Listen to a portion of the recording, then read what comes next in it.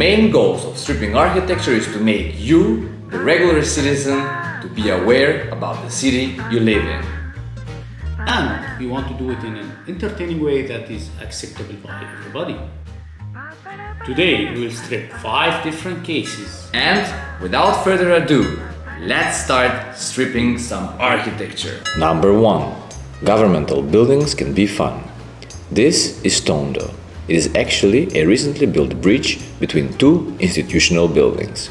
Though maybe this object looks like juxtaposed, in the urban environment we kinda find it fun and allows people to reimagine the space around. So, governmental buildings, as we know, are always in some serious neoclassical shit, whatever. But in this case, it's really intriguing and nice how they tackle the connection between the old classical buildings.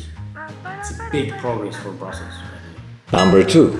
Banks as skate parks. Banks usually want to maintain serious and clean environment in their surrounding and without too many people hanging around. So as you can see on the right side, what we find interesting is that banks often wants to promote chic and fancy style.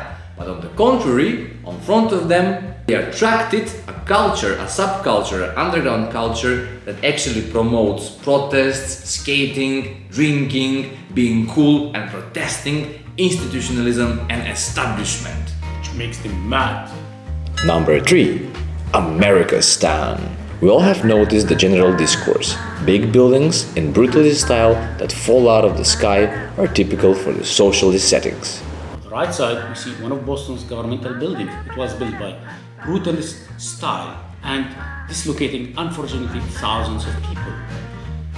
Maybe America back in the days was part of the Soviet Union.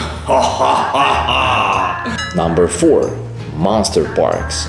When we think of parks, we often think of open, green fields with fresh streaming water where we can see fish, birds, etc. Well, this shitty perception that park should have proper clean water in it, it's bullshit. Not a swamp, dirty water in the park. It's a very nice place for biodiversity or a place for monsters. Number 5. On Mars, they eat wheat too. This building may look to you like an AT-AT Walker, the battle monster machine from Star Wars, but is actually the State Food Grain Corporation of Ukraine.